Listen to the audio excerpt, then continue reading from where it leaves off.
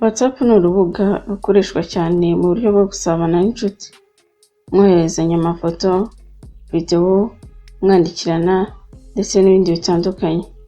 Gusa usanga benshi hari byinshi tudasobanukiwe ku mabanga yo gukoresha urubuga rwa WhatsApp ku buryo bwihuse kandi bworoshye. Iyi nshuro rero naguteguriye amabanga ya WhatsApp utari uzi ndetse n'ubundi buryo butandukanye wakoresha kugira ngo ubashe kuba wakoresha urubuga rwa WhatsApp mu buryo bukoroheye cyane, nko kubasha kubona umuntu mwandikiranye cyane cyangwa se mwaganiranye cyane, kumenya uburyo washyira video ndende kuri status yawe, kubasha kumenya igihe umuntu yasomeye message runaka wamwoherereje ndetse n'ibindi bitandukanye. Mbere yuko dutangira ndakwibutsa ukanda subscribe niba utarabikora ndetse ngushishikariza kuza kurangiza ino video kugira ngo ubashe gusobanukirwa ndetse no kumenya byinshi byagufasha gukoresha urubuga rwa WhatsApp mu buryo bukoroheye cyane.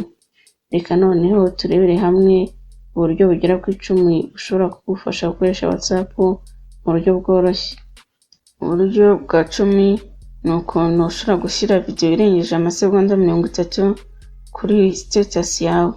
Ujya kuri Play Store hahandi ujya kugira ngo udownloadinge application, warangiza ukandika WhatsKit mu ishakiro, hanyuma ukinstalla iyo application muri telefone yawe. Application ya WhatsKit rero itanga service ebyiri. Ya mbere akaba ari ukubika status, iya kabiri ikaba ifasha mu postinga video yose kuri WhatsApp uciye kuri status splitter. Uburyo bwa 9 ni ukuntu ushobora kumenya igihe umuntu yasomeye message yawe. Ku muntu ukoresha telefone ya iPhone cyangwa se Android, inzira n'izimwe ukoresha. Aha ufungura application ya WhatsApp, hanyuma ugakanda ku izina ry'umuntu ushaka kumenya igihe yasomeye message yawe, hanyuma ugakanda cyane kuri iyo message ushaka kureba igihe yasomewe, hanyuma ugakanda ku tudomo 3 dukurikirana tumanuka. Ubundi ugahita ubona urutonde rw'amagambo 3 ariyo info, star na copy. Warangiza ugakanda handitse info, maze ugahita ubona igihe yasomeye iyo message n'igihe wamwohereje iyo message. Uburyo bwa 8 ni ukuntu wamenya umuntu mwaganiriye kurusha abandi.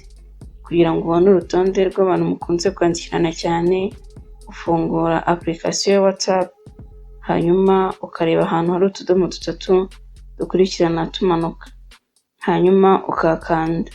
Iyo umaze kuhakanda ubona urutonde rw'amagambo atandukanye. Noneho wowe uhita ujya ahanditse settings, hanyuma ukamanuka hasi ugakanda ahanditse data and storage usage, ubundi ugahita ukanda ahantu handitse storage usage. Aha bahita bakwereka urutonde rw'uko abantu mukunze kwandikirana bakurikirana.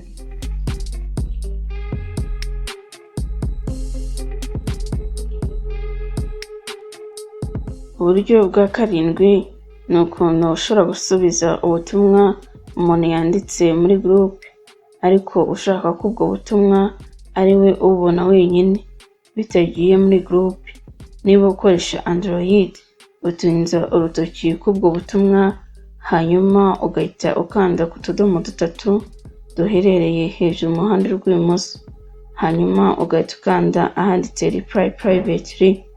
Noneho ku muntu ukoresha iPhone, nawe atinze urutoki k'ubwo butumwa, hanyuma agahita akanda ahanditse more, noneho ugahita ukanda nanone ahanditse reply privately.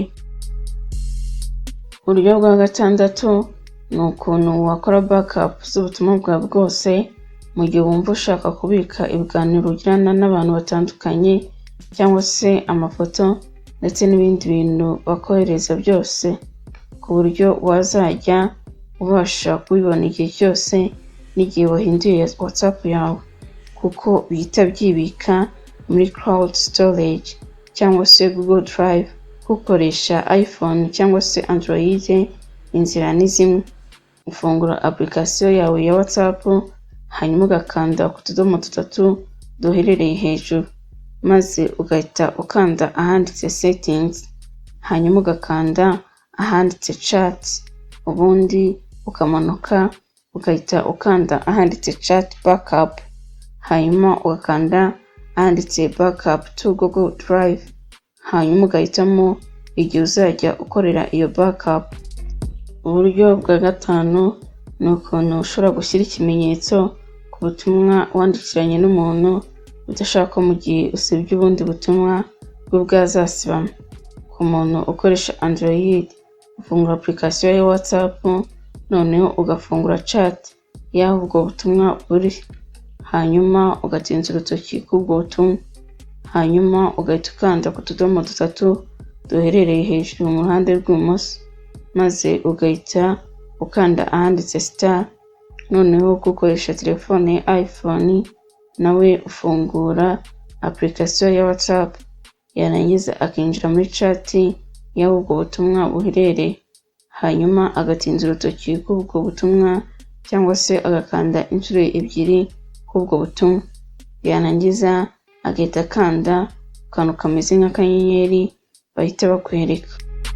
Uburyo bwa kane ni ukuntu ushobora kuba ufunze cyangwa se ushishikesheje chat y'umuntu cyangwa se iyo muri group. Ushobora kuba uri mu magroupe menshi, bikaba bikubangamira guhora ubona notification z'ubutumwa urimo bohereza muri izo groupe buri kanya. Aha ufungura application ya WhatsApp, noneho ukareba ahanditse izina ry'umuntu cyangwa se groupe ushaka gushishikesha mu gihe gito, maze ugatinza urutoki kw'iryo zina, hanyuma ugahita ukanda akamenyetso ka mute notification gaherereye ibumoso bw'akamenyetso ukoresha iyo ushaka gusiba ikiganiro wagiranye n'umuntu runaka. Wamara gukanda kuri ako kamenyetso, bahita bagusaba igihe wifuza gushishikesha notifications z'ubutumwa bwoherezwa n'uwo muntu cyangwa se buturuka muri iyo group. Ushobora guhitamo amasaha 8, icyumweru cyangwa se umwaka.